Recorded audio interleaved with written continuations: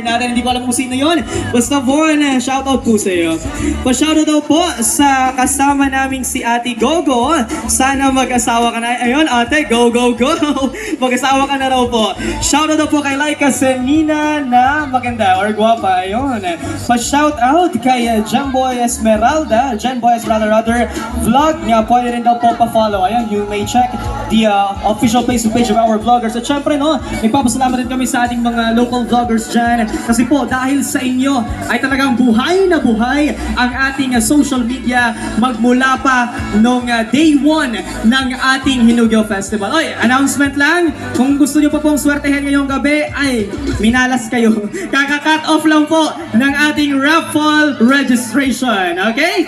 So, maya-maya ay malalaman natin kung sino mga maswerteng mananalo. Gaya po ng sabi nila, ang lahat po ay pwedeng-pwede. Walang limitasyon, wala nang valid ID. Basta dalhin mo lang. Excited na ba kayo?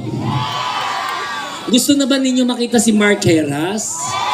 Gusto na ba ninyo makita si Sugar Mercado? Actually, dapat marami pupunta tonight. Kaya lang, may iba nagkasakit. Yung iba na sa taping. Ang dami namin sana madala dito para maging masaya dito sa city ng Coronadal po. So, una sa lahat po, i-share ko lang po sa inyo, mga mami. First time lang po ba kayo nakamit ng nominee ng ahon, ng first nominee ng isang party list po? Lang, kailangan ko talaga pumunta dyan. Ahon!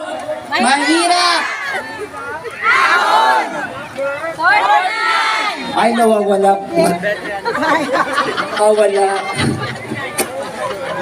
Po, hello po. Ayan, nawawala po. Sige po, lahat po tayo. Nawawala. Wireless po. Opo, hello po, ayan. Nawawala pala pag tulungan ng inyong family.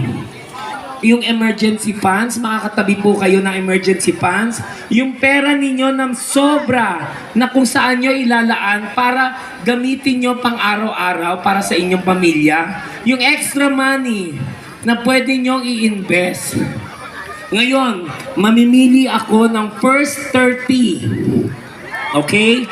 Kung meron kayong bills na 20 pesos, 50 pesos, 100 pesos, 500 pesos, or 1,000 na bills na may ending 49.